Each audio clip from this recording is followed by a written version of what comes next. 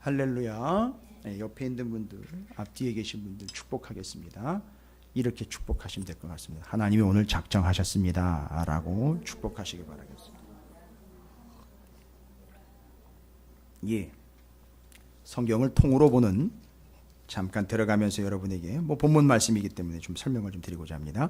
오늘 14장 25절입니다. 14장 25절 잠깐만 보도록 하겠습니다. 통으로 봐야 되기 때문에 보여드리는 걸로 설명을 좀 드리겠습니다. 여러분, 그 14장 25절에 보면 오늘 처음 듣는 분들도 계실 거고 들으신 분들도 눈치를 못 채셨을 텐데, 말씀을 버가에서 전하고 아달리아로 내려가서, 지도를 보십시오. 버가가 어디냐 하면 처음에 시작할 때 한번 지나쳐 간 데예요. 이따가 이걸 설명드리면 시간이 좀 지체될 수 있고 중간에 이제 맥이 좀 다른 맥으로 갈 수 있어서, 무슨 일이 있었느냐 하면, 그러면 아예 이렇게 시작을 할게요. 어디서 시작이 됩니까? 선교가 안디옥 교회입니다. 안디옥 교회의 특징이 뭔지는 여러분이 잘 기억하시면 되겠죠. 다른 건 다 몰라도 안디옥 교회가 특징이 뭐냐면, 지금까지도 교회 역사에 남아있는 특징은 이 교회 사람들이 처음으로 그리스도인이라는 호칭을 받았어요. 그리스도인이라는 말은 원래 처음 시작은 그렇게 존중하는 표현이 아니었어요. 그리고 제 얘기 드렸죠. 군대에서 제가 군종사병 시절에 예수 믿는다고 예수쟁이, 예수 환자라고 놀림을 받았어요. 기억나십니까? 예, 그러다가 저를 놀린 그 선임 사병의 발목이 부러지는 사건까지도 제가 소환을 해서 말씀을 드렸어요. 자, 그렇습니다. 왜 발목이 부러졌느냐? 예, 제 군종 배지가 부러지는 바람에 그 사람이 부러뜨렸어요. 그래서 제가 발목을, 하여튼 그런 거예요. 옛날 얘기라. 자, 그런데 그 안디옥에서 처음으로 그리스도인이라는 호칭을 받게 됐습니다. 뭔 얘기냐? 처음에는 멸시의 호칭이었지만 그 그리스도인이라는 호칭이 결국 정말 예수를 믿는 사람이로구나. 그래서 제가 재간증했지요. 예수 믿는 걸 핍박을 받은 건 줄 알았고 너무 힘든 건 줄 알았고, 아니 그게 아니라 진짜 너는 예수 믿는 예수쟁이네, 예수 환자, 넌 예수한테 미친놈이로구나 라는 걸 인정받은 것 때문에 밥 먹으면서, 고추장에 밥 비벼 먹으면서 울면서 하나님께 감사를 드렸다고 제가 고백을 했어요. 그렇죠? 그게 그리스도인이 시작된 안디옥 교회인데, 이 안디옥 교회가 세워진 지 1년도 안 돼가지고 바나바와 바울이라는 거대한 사도를 이방인들을 위한 선교사로 파송을 합니다. 지금 우리 게시판에도 지금 우리가 파송한 선교사는 아닙니다만, 기도하면서 또 없는 선교사님, 이제 인도에 계시는 선교사님 상황은 좀 쉽지가 않아서 여러분의 기도만 부탁드리고 있는데, 여러분에게 그냥 기도만 부탁드리면 안 될 것 같아요. 그래서 몇 장이라도 사진을 좀 붙여놓고 선교사님을 위해서 기도를 부탁드리려고 지금 준비 중에 있습니다. 그래서 김진명 선교사님, 미얀마와 인도의 선교사님 두 분을 위해서, 또 국내에서도 열심히 목회하시는, 우리가 돕고 기도하는 또 전도사님을 위해서도 여러분들이 늘 좀 기도를 부탁을 드립니다. 그게 우리가 해야 될 일이지 않습니까? 근데 바로 그와 같이 두 선교사로 파송을 합니다. 그렇죠? 파송을 하면서 시작이 돼요. 그러니까 당연히 안디옥에서 해안가로 옵니다. 이게 해안가가 어디냐면 여기 어디? 실루기아라는 항구로 옵니다. 여기서 배를 타고 이제 시작이 돼요. 배를 타고 어디로 가느냐 하면 섬으로 갑니다. 구브로라는 섬으로. 구브로라는 섬으로 갑니다. 이 구브로라는 섬에는 두 동네가 있어요. 중요한 동네.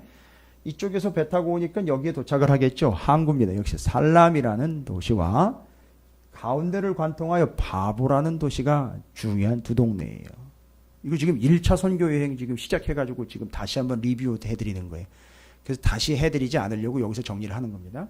그래서 바보라는 동네를 왔는데 살라미에 도착해가지고 여기서 일단 기본적인 선교 일정을 지금 감당을 하고 일로 왔는데, 이 바보라는 동네에 큰일이 있었어요. 여기 지금 누가 있었느냐 하면 이 구브로 지역을 다스리는 서기오 바울이라는 총독이 있었고요. 그 서기오 바울 총독 옆에서 달싹 붙어가지고선 이게 마술, 소위 말하는 속임수로 정치인인 총독을 좌지우지하고 자기의 손에다 놓고, 왜냐하면 이 정치인들이 다 그런 건 아닙니다만, 여러분 정치인들이 점 무지막지하게 보는 거 아시죠? 점치러 많이 다녀요. 어쩌면 그렇게 딱 맞아 떨어지는지. 그 점치는 걸 절대 못 놓습니다. 한 해 시작하면, 대선 시작하고 총선 시작하면 점집이 흥황을 합니다. 말씀이 흥왕을 해야 되는데 점집이 흥왕을 해요. 심지어 교회 다닌다고 집산에 권산에 장론에 걸어놓은 것들도 거가가지고선 내 운명이 어떻게 될까요? 라고 물어보고 앉아있어요. 오죽 답답하면 아니요. 오죽 모자르면은요. 그건 그리스도인 아니에요. 그렇죠? 어느 교회 교인일 수는 있어요. 그러나 그건 그리스도인 아닙니다. 아주 명확하게 말씀드립니다. 그거 그리스도인 아니에요. 어느 교회 교인일 수는 있죠.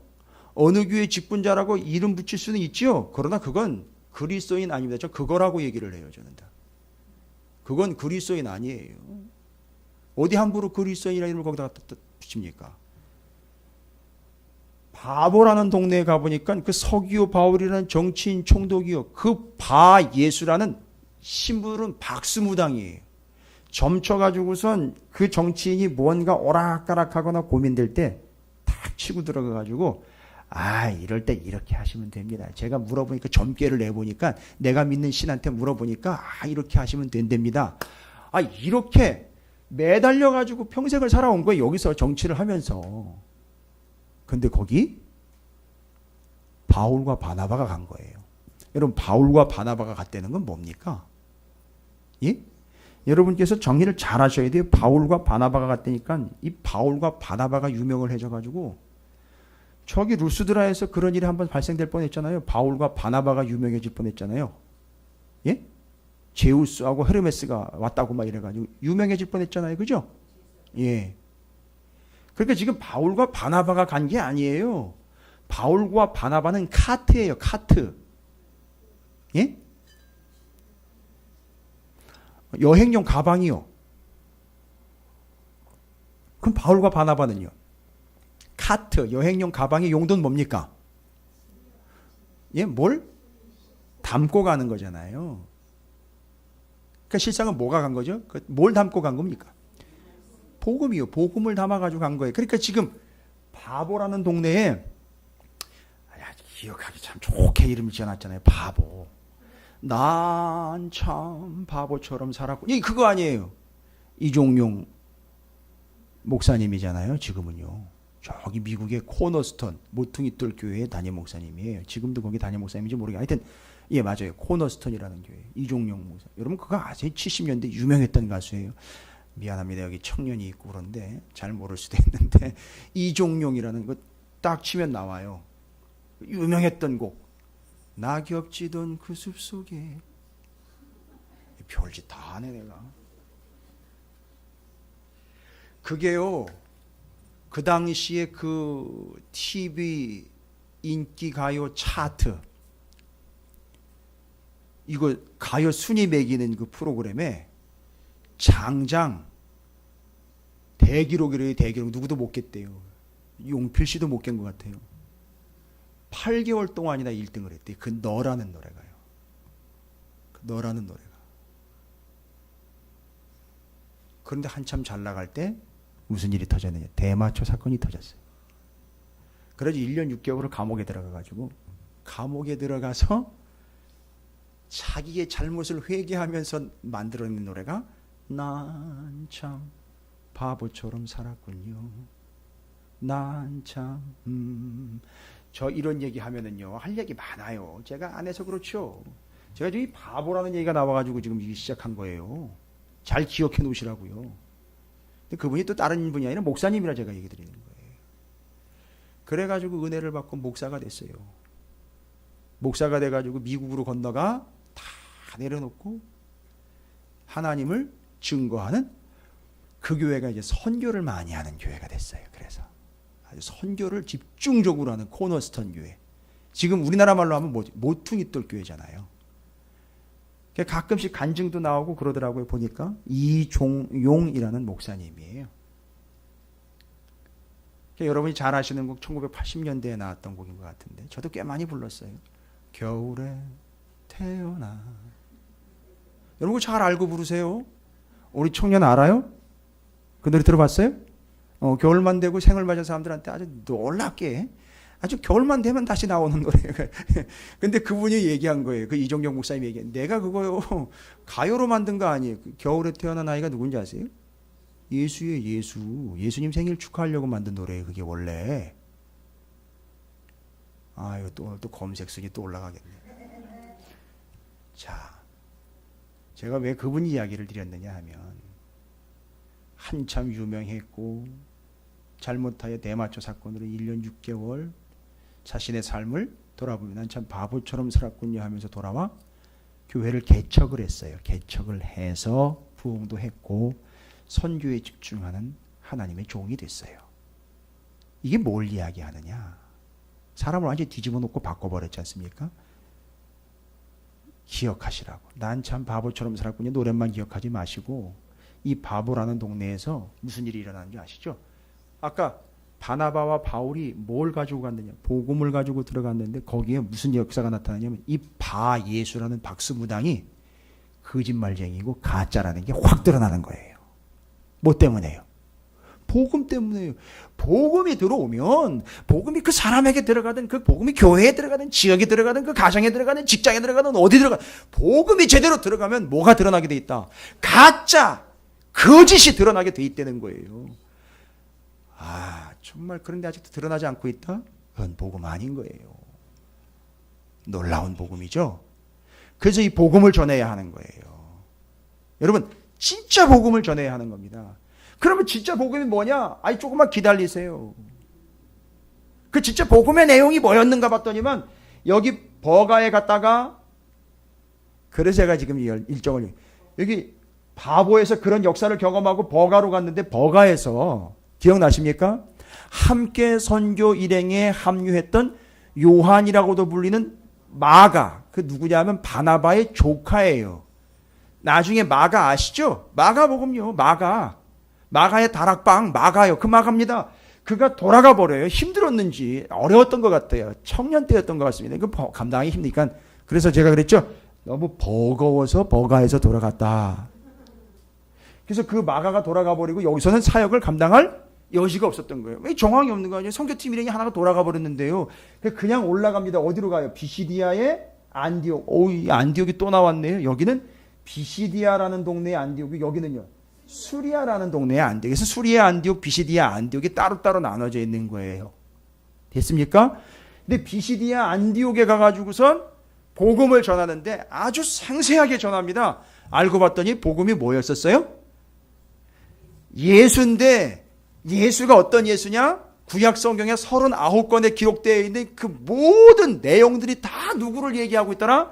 바로 너희들이 십자가에 매달아 죽여버린 그 예수를 이미 얘기했고, 기록된 바, 성경에 기록된 바, It is written.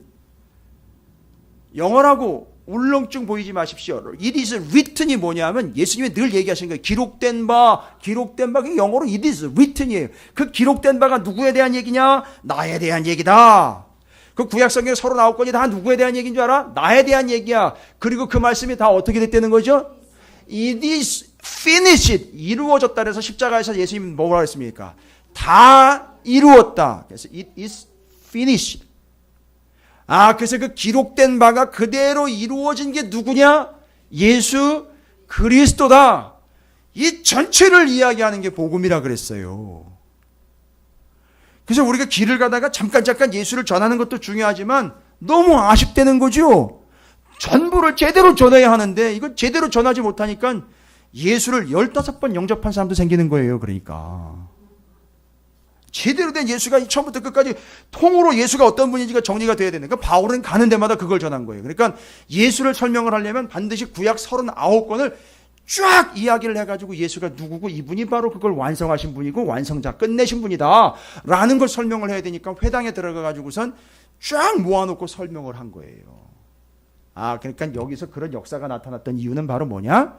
잠깐 찌르고 간 게 아니라 그 예수를 여기서 전한 거예요. 비시디아 안디옥까지 가서 뒤에 바보라는 동네에서 대체 어떤 복음을 전한 거냐? 추정해 보니까 뭘 전한 겁니까? 오직 예수를 전한 거예요. 그러니까 거기서 거짓말이 다 들통이 나는 거예요. 가짜가 다 드러나는 거예요. 그러니까 예수 앞에 복음 앞에 다 드러난 거예요. 복음은 뭐냐?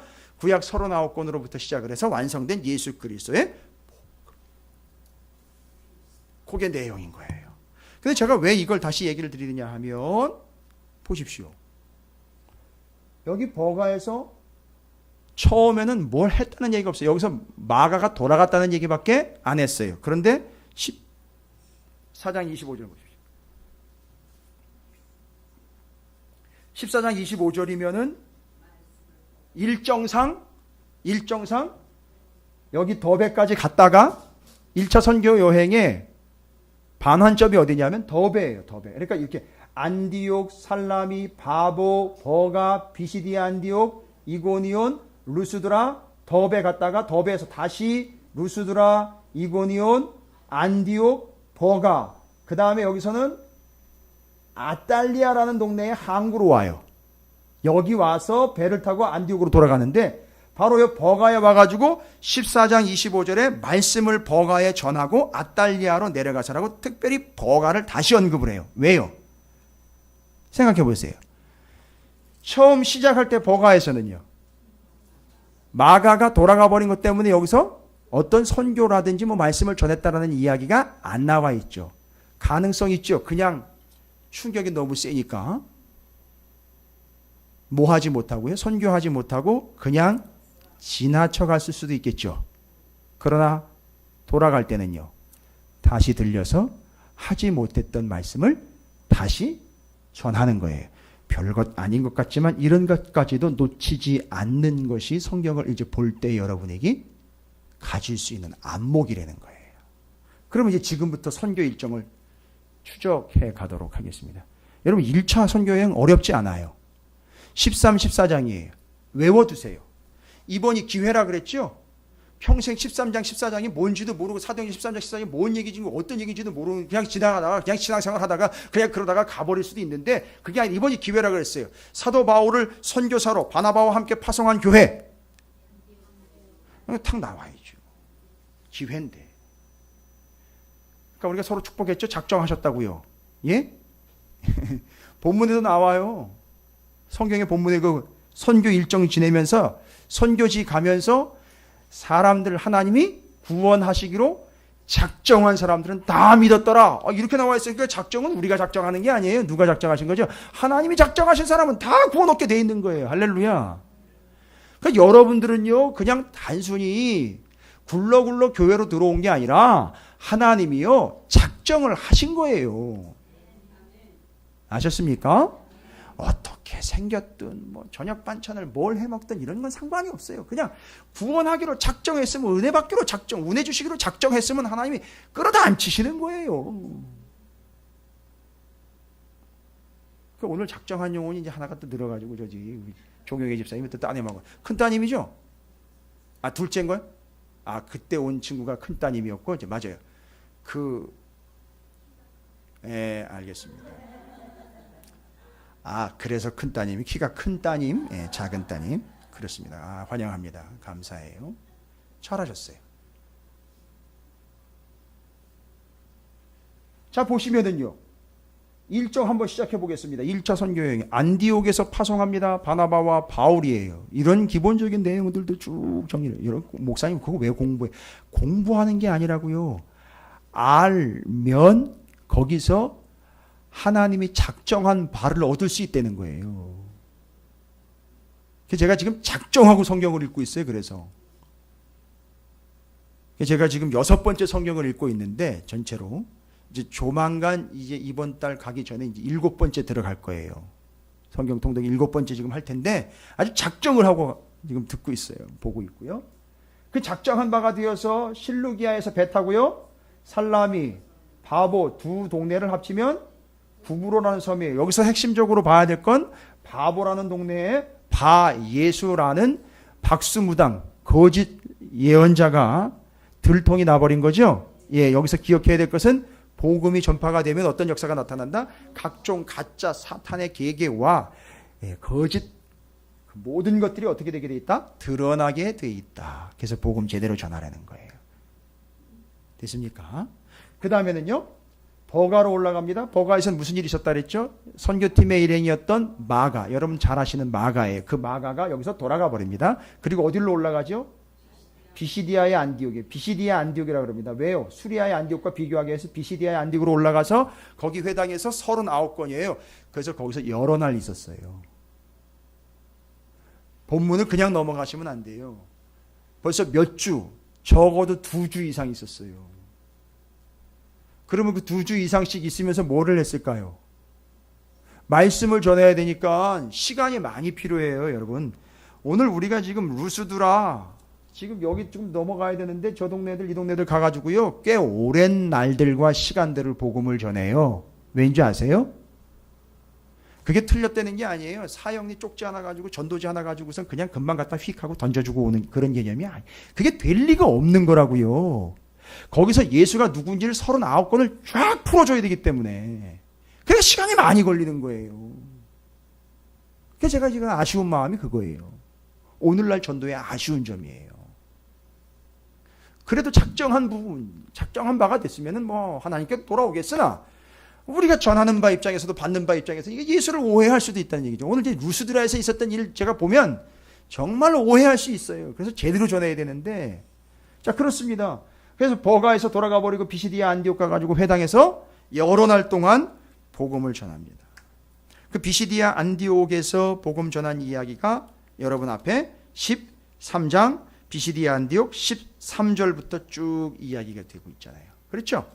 그 13장부터가 바로 바울의 사도, 바울과 바나바의 1차 선교여행 여정이라고 그랬죠. 13, 14장 아예 싹 표시를 해놓으세요. 13, 14장 아예 외워두시고 새겨놓으세요. 기록을 해놓으시고 암기하세요. 13, 14장은 1차 선교여행이다. 일정은요, 안디옥 출발합니다. 실루기아에서 배를 타고요, 살라미, 바보, 버가, 비시디아의 안디옥으로 갑니다.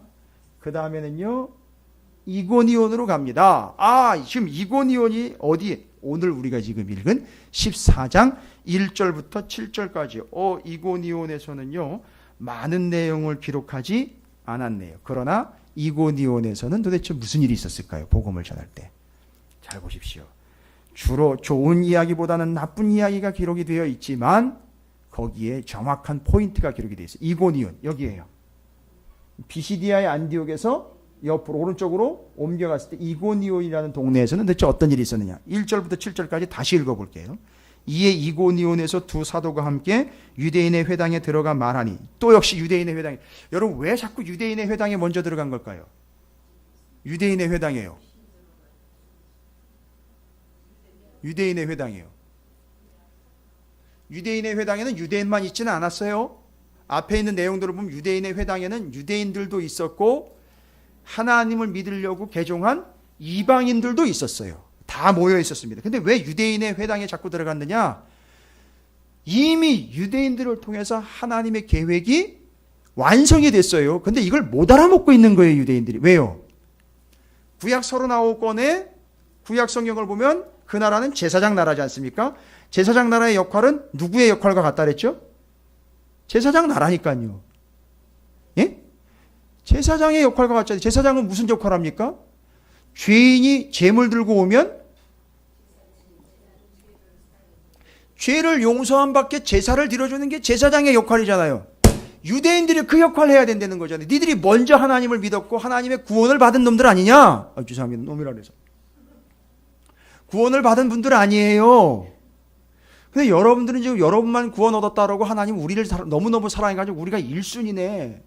요즘 애들만 우리가 일반에 이러고 그거 가지고선 위로를 삼고 있는 거 아닙니까? 근데 잘 보십시오. 구약 성경을 제대로 읽어봤다면 제사장으로서 무슨 역할을 해야 됩니까? 자기만 구원 얻는 게 아니라 죽어가는 사람들이 제물 들고 갈 때 제물에 피를 내가지고 그걸 뿌려서 구원 얻게 해줘야 되는 거 아닙니까? 그러니까 여러분은 제사장 역할을 해야 되는데 오늘날 제물은 뭐가 된 거죠? 예수 그리스도의 피로 예수를 믿는다라고 이야기하면 구원 얻게 해주는 거 영접시켜가지고 예수 믿고 구원 얻게 해줘야 되는 게 여러분 역할 아닙니까? 그게 지금 제사장 역할이요. 구약성경 39권이 얘기한 건데 이미 하나님 말씀 다 하셨는데 지금 못 알아먹고 뭐 하는 겁니까? 라고 이야기하는 거예요. 이미 이루어졌는데. 그래서 회당을 자꾸 들린 거예요. 이해가 되십니까?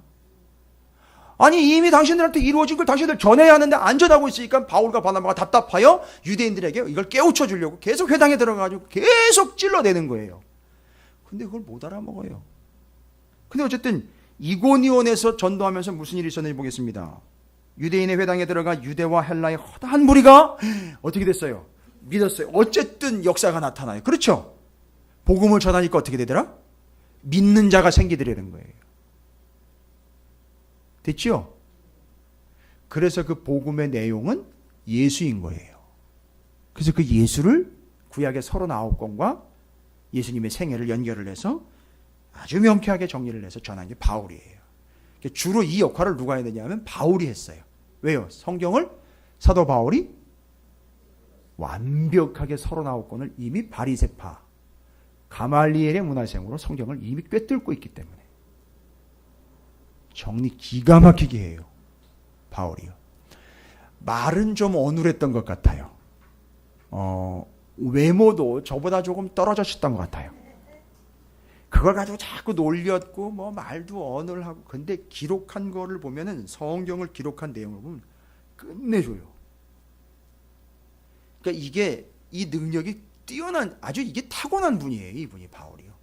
성경 전체를 예수와 완벽하게 정리를 해가지고 이분이 그 예수입니다라는 걸 이사야서에서 얘기하는 그 종도 이 예수입니다. 학계 스가랴 이 모든 예언서에서 말하는 분이 바로 이분입니다라는 걸 쫙 연결을 하면서 유대인들이 그래? 그랬던 거야? 아, 그분이 그분이야? 이러면서 정리를 명쾌하게 해줬던 거예요. 그래서 어떻게 됐다고요? 믿는 사람들이 엄청나게 많아요. 허다한 무리가 믿더라라는 거죠. 여기 허다한 무리예요. 허접한 무리가 아니에요. 허다한 무리가 믿었다 그랬어요. 많은 사람들이 믿었습니다. 그러나 뭐예요? 순종하지 아니하는 유대인이 이방인들의 마음을 선동하여 형제들에게 악감을 품게 하거든요. 반드시 이런 일이 일어나요. 어떤 일이 일어납니까? 진짜 제대로 복음 전하면 어떤 일이 일어나요? 한쪽에서는 허다한 무리가 예수를 반드시 믿게 되어 있는데, 한쪽에서는요, 그걸 반대하고 거절하는 반대파가 분명히 생깁니다. 잘 보십시오. 3절입니다. 두 사도가 얼마나 있었다 그래요? 오래. 왜 오래 있어야 됩니까? 이 비시디아 안디옥에서 대접을 너무 잘해줘가지고 오래 있었던 거예요. 뭐 목사님들 부흥회 보통 가면 2박 3일인데 그 교회에서 너무 잘해주는 거예요. 그래서 한 일주일 있을게요. 너무 좋으네요. 안 돼요. 그러면 본교에서 쫓겨나요. 여러분, 그런 내용이 아니잖아요. 지금 왜 오래 있었습니까? 그 말씀을요, 39권 전체를 다 전해야 되니까 시간이 오래 필요했다는 얘기예요. 됐습니까? 그냥 이렇게 정리해 놓은 게 아닙니다. 오래 있었다 그랬어요. 오래.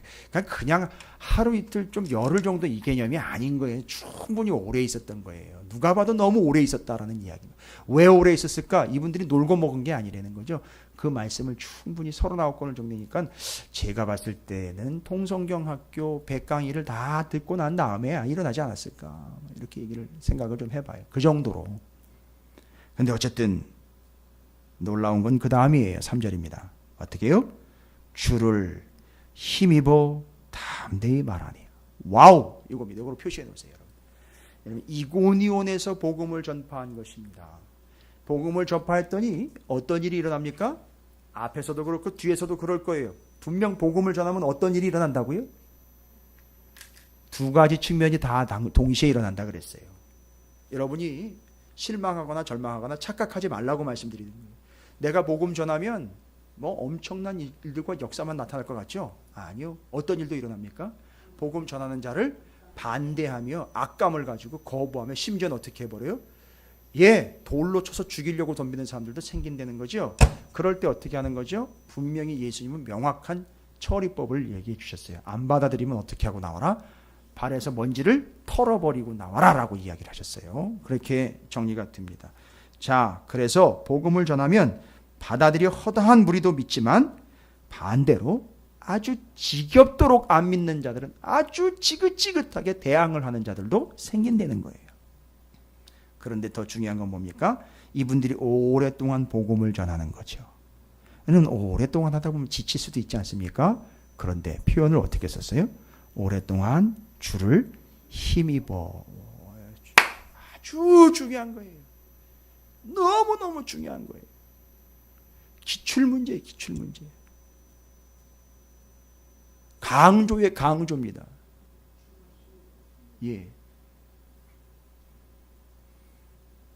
시험 문제로 치자면요, 스카이 세계 대학에 다 나오는 문제예요.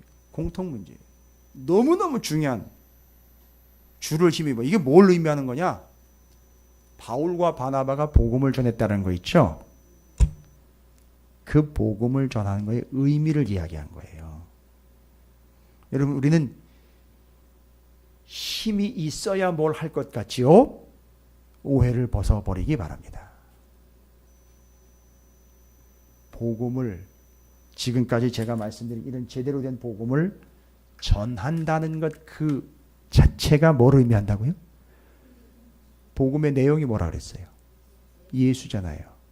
그 복음을 제대로 전하는 것이 어떤 의미입니까? 예수를 힘입는 거예요.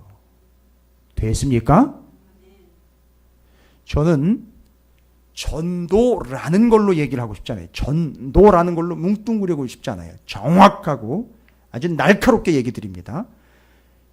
예수 그리스도를 제대로 전하는 복음 전파, 복음 전달, 그게 뭘 의미하느냐면 우리가 예수를 힘입는 거예요. 그러니까 오늘날 왜 성도와 교회가 이렇게 무기력해졌느냐? 왜 이렇게 무능력해졌느냐? 왜 물에다가 물을 탄 듯 그렇게 그냥 흐리멍텅해져 버리느냐? 바로 뭡니까? 이 제대로 된 복음을 전하지 않았기 때문에 전혀 힘이 없는 거예요. 그러니까 사단도 건드리지도 않을 뿐만 아니라 어떤 역사도 나타나지 않고 있는 거예요. 왜요? 전도를 안 해서가 아니에요. 그렇게 뭉뚱그리지 말라고요. 복음인 예수 그리스도를 제대로 전하여 그 예수를 힘입지 않았기 때문에 오늘날 교회가 무능력해졌고 성도들은 무기력해진 거예요. 그렇다면은요,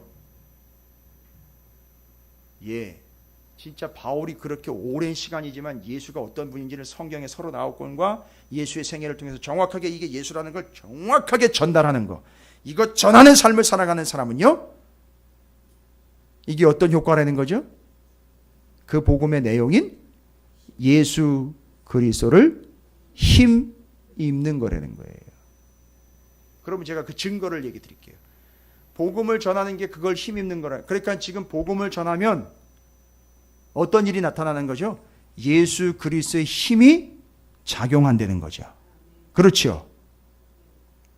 이건 인정하셔야 돼요. 제가 억지로 아멘을 강요하는 건 아닌데 잘 정리를 하시라고 말씀드려요. 복음을 어떤 힘이 있어야 전하는 게 아니라 복음을 제대로 전하면 힘을 입게 돼요. 그러면 그 힘이 진짜 힘, 역자를 써서 일사자 써서 역사라고 불러요. 왜냐하면 예수의 힘이 역사하기 때문에. 그럼 무슨 일이 일어나는지 아십니까? 주님이 역사했기 때문에, 주님을 힘입었기 때문에 복음을 전하면 두 가지 일이 일어나요. 첫 번째, 제가 좀 전에 얘기 드린 거예요. 받아들이는 자와 받아들이지 않는 자들이 어떻게 돼버립니까? 쫙 분리가 돼버려요. 여러분, 이거 그냥인 거 아니죠?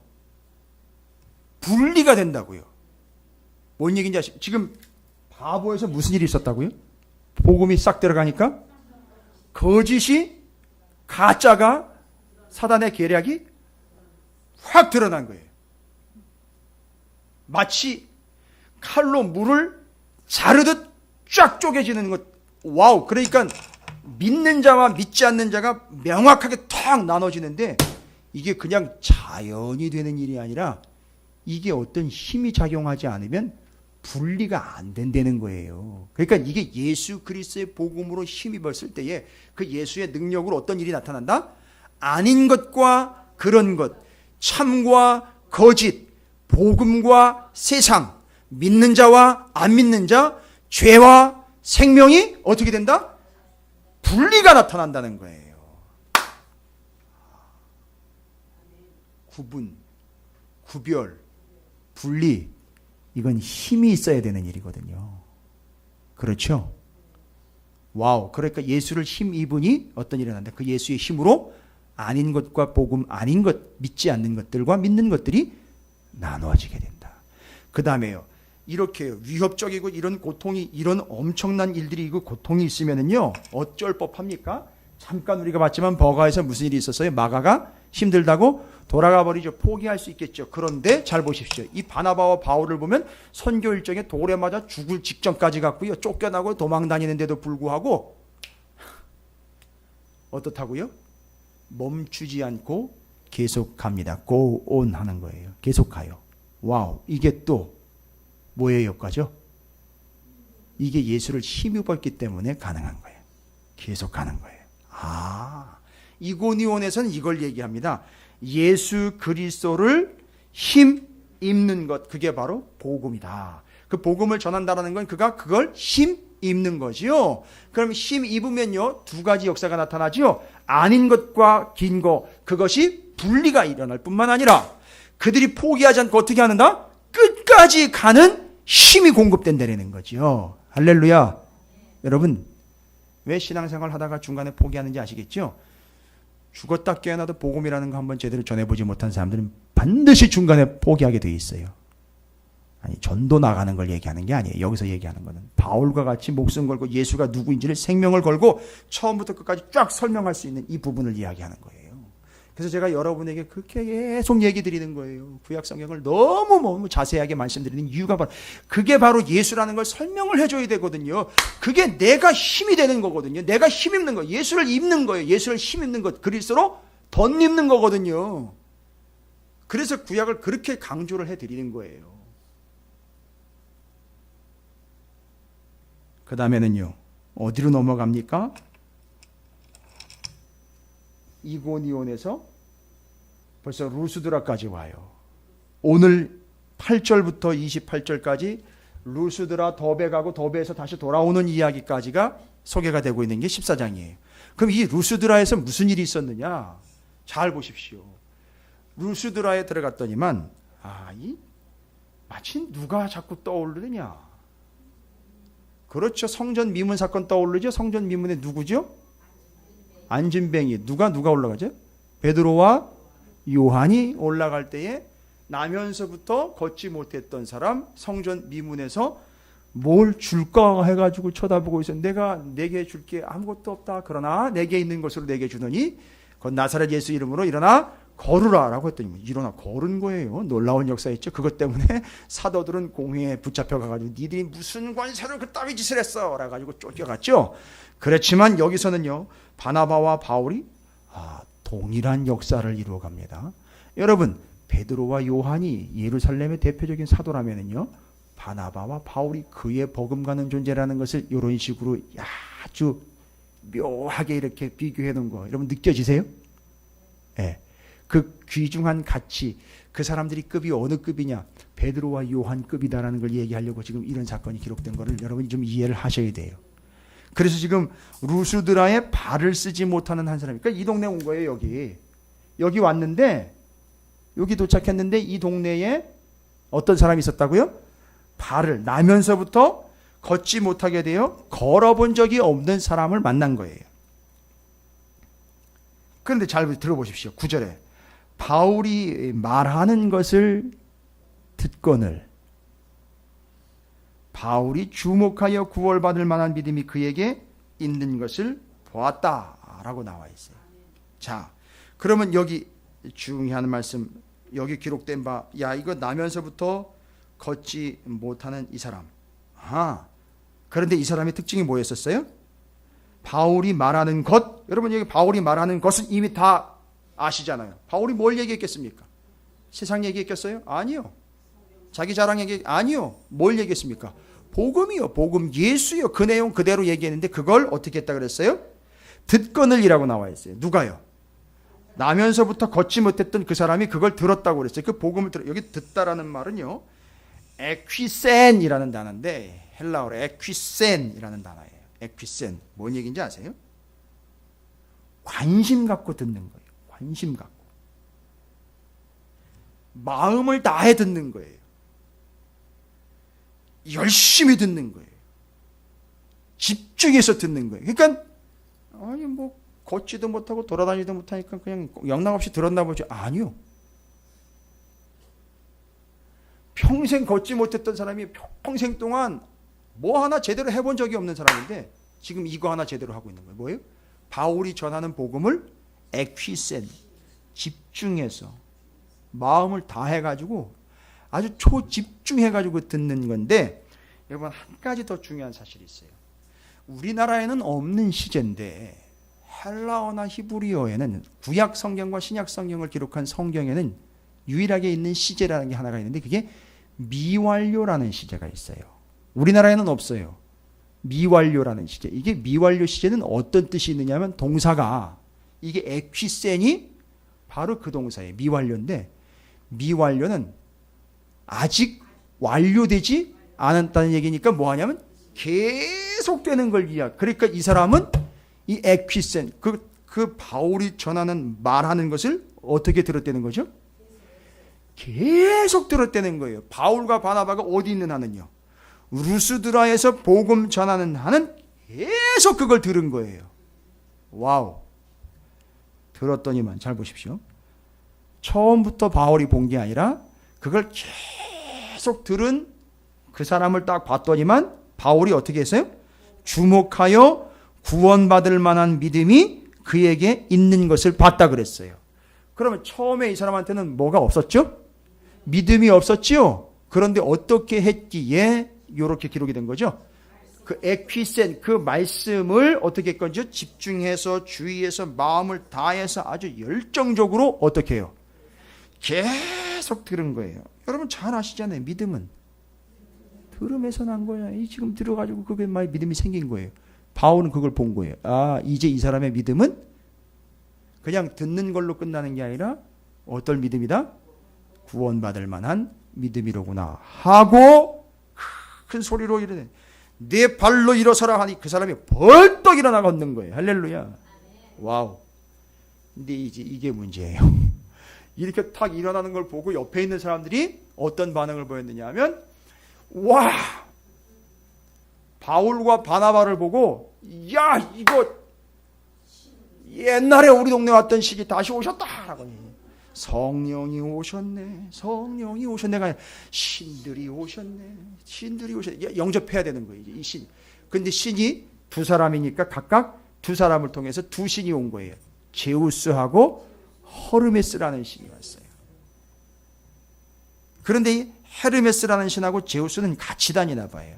제우스가 짱이고요. 헤르메스가 이게 주로 이거 대변인 역할을 했던 것 같아요. 왜냐하면 바울이 이걸 주로 많이 사용을 했던 거 보니까, 바나바는 제가 봐도 이 바나바는 그냥 옆에서 이렇게 어떻게 되나 좀 바라보면서, 이렇게 어떻게 되나, 뭐 어떻게 하는 건가, 이렇게 하면 옆에서 이런 거 잘 조정하는 스타일인 것 같고, 바울은 가가지고 직접으로 날려버리고 전해버리고 지속적으로 하고 막 그러니까 명확하게 선 내줘주고 막 이런 거. 가만히 계셔, 내가 할 테니까 알아서, 내가 할 테니까 알아서. 그래서 2차 선교 여행할 때 바나바가 이 버가에서 돌아가버린 자기 조카 요한 마가도 데리고 가자 그랬더니만 바울이 뭐라 그래요? 아, 그 친구는 안 될 것 같습니다. 이게 선교 일정에 아주 큰 차질을 빚을 것 같아요. 그 친구 빼놓고 가야 될 것 같습니다. 아주 정확하게 선을 딱 꺼버리죠. 그래서 못 데려갑니다. 2차 때.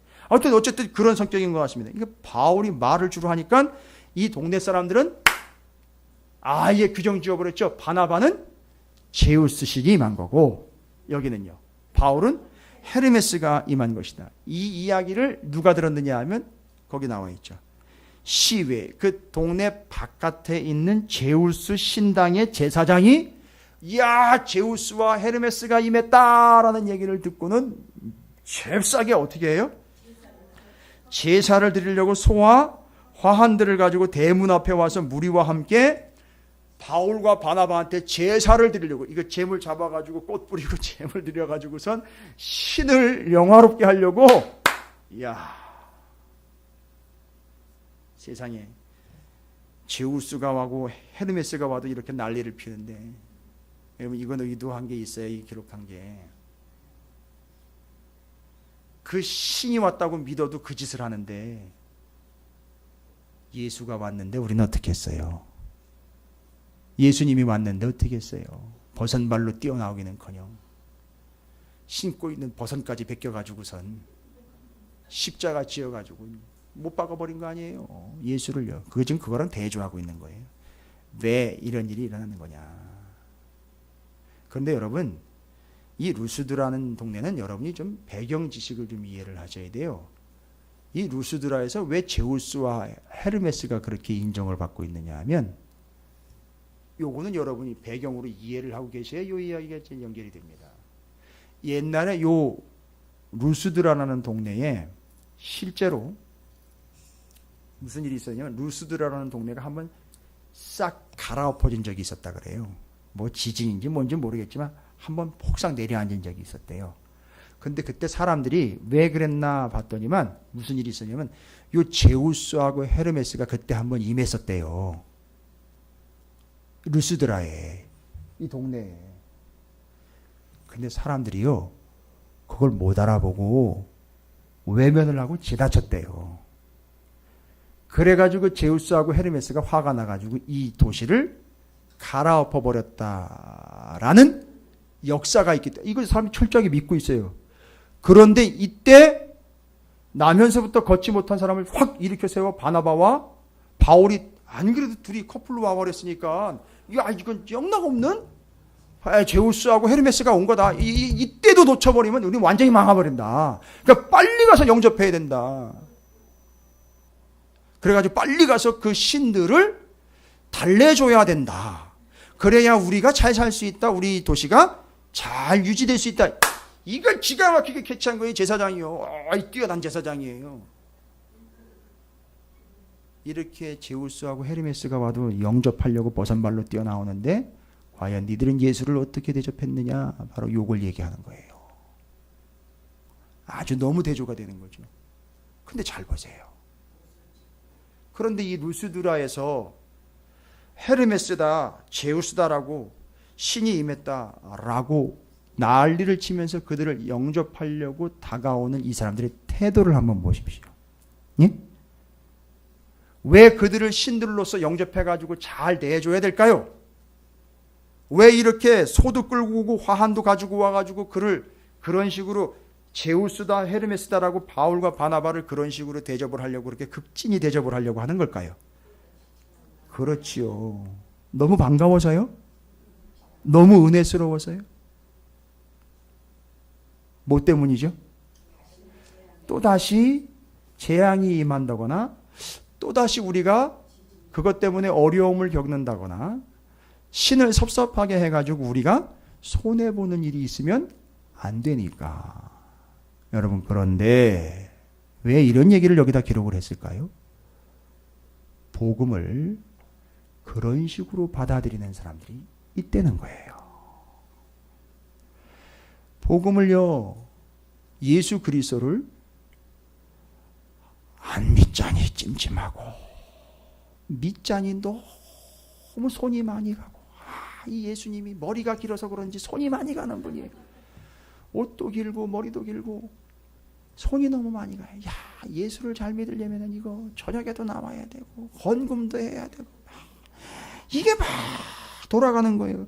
아니 그러다가 이제 기왕에 뭐 예수를 믿는다고 고백까지 했고 등록까지 했는데 여기서 만약에 쓱 발을 빼면 혹시 우리 집에 뭐 우환이나 생기거나 내지는 내 자식 새끼가 어떻게 직장에서 혹시나 잘못되거나 뭐 혹시 이런 거 아닐까, 내가 혹시 예수를 믿는다고 그랬다가 괜히 시덥지 않게 해버리면은 예수 그리스도를 믿는다는 이름만 걸어놓고는 내가 혹시 재앙이나 아픔을 당하지 않을까 해가지고 울며 겨자 먹기 식으로 신앙생활을 하는 사람들이 있어요.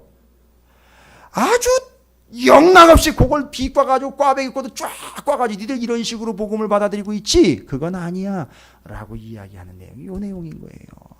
기가 막혀요. 누가 아주 기가 막히게 기록을 해. 여러분 우리 복음을 어떻게 받아들이고 왜 복음을 받아들인 겁니까 도대체? 루스드라에서 있었던 두 가지 사건을 비교를 해서 너희들은 복음을 왜 받아들이는 거냐를 정확하게 정리하는 거예요. 첫 번째 어떤 사건이 있었다 그랬죠? 예? 나면서부터 걷지 못했던 그 사람이 복음을 받아들였잖아요. 그런데 뒤에는요, 복음을 어떤 식으로 받아들여요? 이게 자기한테 재앙이 오면 안 되니까 일종의 과정 정도로, 일종의 굿하는 정도로 받아들이고 있잖아요. 무당 굿하는 정도로 복음을 받아들이고 있대. 실제로 어떤 목사님이 그런 표현을 썼어요. 예수 믿고 복음 받아들이는 건 무당 굿하는 수준으로 받아들이고 있고 목사들은 무당 굿하는 수준으로 말씀을 전하고 있다는 식으로 아주 신랄하게 비판한 목사님이 있었어요. 맞아요. 예수를 왜 받아들이고 신앙생활을 왜 하느냐고 물어보면 여기서 조금 발 빼다가 내가 혹시 뭐 큰일이라도 당할까 해가지고 발도 못 빼고 이러지도 못하고 저러지도 못한 상황에서 신앙생활 전전긍긍하면서 신앙생활을 하고 있는 건 아닌지 혹시. 그리고 또 반대로는요, 내가 열심히 하다 보면 그렇죠, 큰 복 받을 수 있겠거니 한몫 챙길 수 있겠거니 누구처럼 예수 박수 무당처럼 그렇게 내지는 여기 이 제사장처럼요, 신 잘 대접하면 내가 복 받겠거니 하면서 예수를 그런 식으로 대접하고 접대하려고 하는 신앙생활 교회와 성도들이 있다는 거예요. 야, 이거 지금 루스드라에서 있었던 일은요, 이건 그냥 넘어가면 안 되는 일이에요. 이건 전 세계 열방의 교회와 민족의 교회인 한국의 교회와 성도들이 이건 정확하게 꼬집어주고 비틀어주는 대회이거든요. 아주 꽈배기처럼 쫙 꽈가지고 얘기하는 거예요. 이거 제대로 들어야 되는 거예요. 그럼 여러분, 우리는 복음을 왜 받아들입니까? 전자입니까? 후자입니까? 어떻게 해야 된다는 걸 얘기하는 거죠? 전자, 너는 네 힘으로는 걸어갈 수도 없고 네 힘으로는 나면서부터 네 자체는 능력이 없는 존재야. 너는 너 힘으로는 아무것도 할 수 없는 무능력한 존재야. 그런데 네가 복음을 받아들이면서 그 복음을 집중하면 마음을 열고 거기다 전념하면 전심하면 전력하게 그걸 받아들여 끝까지 지속적으로 그 복음을 받고 그 신앙을 믿음으로 받고 나는 절대 내 힘으로는 안 됩니다. 나는 여기서 일어서야 됩니다. 나는 여기서 굴러가면서 갈 수밖에 없는 정말 처참한 존재입니다라는 걸 인정하고 그걸 끝까지 붙잡고 있을 때에, 그걸 끝까지 물고 늘어질 때에 어떤 역사가 나타나는 거예요? 내가 산다는 거예요. 그게 복음이지. 그걸 신을 달래가지고 내가 더 좋은 것 내지는 더 안전한 것을 추구하려고 지금 신앙생활하고 있는 게 아닌 거예요. 내가 살려고 믿는 것이죠. 누굴 살리려고 전하는 거 아닙니까? 루스드라에서 이걸 정리를 끝내는 거예요. 그게 1차 선교 여행의 전반적인 내용들입니다. 그리고 어디로 넘어가죠? 더베로 넘어가서 더베에서 많은 사람들에게 또 복음을 전합니다. 됐습니까? 그리고 다시 더베에서 루스드라, 이고니온, 비시디아의 안디옥, 퍼가, 아탈리아에서 배 타고 안디옥으로 갑니다. 수리아의 안디옥, 여기 파송한 교회로 들어가게 되죠. 그리고 그 다음에 예루살렘으로 내려가요. 그게 15장이에요. 왜요? 1차 선교여행 마치고 회의하러 갑니다. 이방인들에게 복음 전한 결과 이야기하고 이방인과 유대인들 어떻게 차이가 있는 건지 정리하려고 예루살렘으로 내려가는 게 15장부터 1장부터 35절까지 예루살렘에서 회의한 내용이에요. 여러분 어떻게 정리되셨습니까? 제가 오늘은 여러분에게요, 정확하고 명확하게 질문해드리고 싶어요. 루스드라에서 있었잖아요. 아니 이거는요, 선교 여행하고 있는 일정들을 쭉 설명을 해드린 거고요. 그게 포인트마다 무슨 일이 있었습니까? 복음이 전파되면 가짜가 드러납니다. 아닌 게 뭐시 어지럽시 박살나면서 드러나요. 그러면서 그 복음의 내용은 뭐니까 오직 예수의 it is written, it is finished, 예수 그리스도가 어떤 분인지 정확 그걸 전하니까요 난리가 나는 거예요. 나면서부터 안진뱅이였던 자가 벌떡 일어나가지고 복음 전한다는 것 자체가 뭐라는 거죠? 그 복음의 내용인 예수를 힘입는 거예요. 분리가 일어나요. 절대 멈추지 않고 go on 계속 전합니다. 이게 도대체 어디서 나온 힘이냐? 예수를 힘입어야 가능한 거죠. 복음을 전할 때 가능한 일인 거예요. 그리고 루스드라에 들어가 나면서부터 걷지 못했던 사람, 그 사람이 그 말씀하는 것 복음을요 그렇게요 어떻게 했죠? 에퀴센 지속적으로 끝까지 진념 있게 끝까지 들은 결과 그가 일어날 수 있었고 살아날 수 있었던 거예요. 우리는 그런 존재가 돼야지 복음과 예수를요 뭐를 위한 수단으로 마치 우리의 삶을 위하여 누군가를 믿어주면 하나님이 달림을 받아서 하나님을 달래주는 게 아니에요. 내가 이렇게 해드리는 게 아니라고요. 내가 살려고 복음을 받아들이는 거죠. 여러분 복음은 오직 예수예요. 복음조차도 내가 복음을 전하는데 오히려 그 복음 전하는 것 때문에 예수를 내가 힘입어요. 그리고 내가 살아납니다. 여러분 이게 복음입니다. 여러분 안에 예수가 복음으로 자리 잡고 그 복음을 실제로 전하는 모두가 되시기를 주님의 이름으로 축원을 드립니다. 아마 무너져 내려 있는 것들, 주저앉아 있는 것들, 너무 힘에 붙여가지고 곤고함에 너무 마음 아픈 것들이 있다면 복음, 그게 답이에요.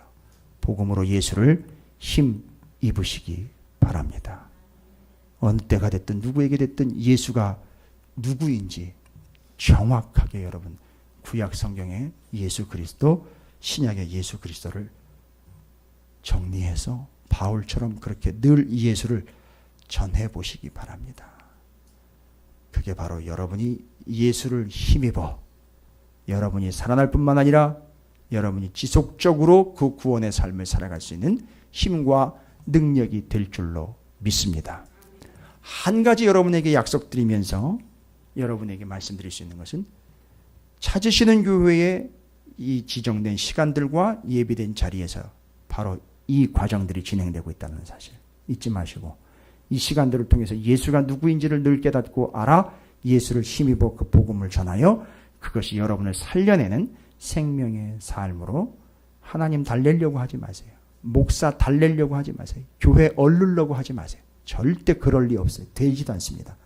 여러분이 살아야 돼요. 내가 살아야 되는 거예요. 예수를 힘입으로 복음을 힘입음으로 내가 사는 겁니다. 여러분 집중하세요. 주목하세요. 한두 번 가지고 되지 않습니다. 끝까지 여기 루스드라의 남원서부터 발을 쓰지 못하여 걷지 못했던 그 사람이 바울이 말하는 것을 에퀴센 끝까지 지속적으로 집중하여 바라보았던 것처럼 그렇게 집중하시기 바랍니다. 언젠간 여러분도 일어나 걷게 되고 전하며 뛰어 생명으로 힘입고 전할 수 있게 될 줄로 믿습니다. 그런 삶을 살아가시기를 바라겠습니다.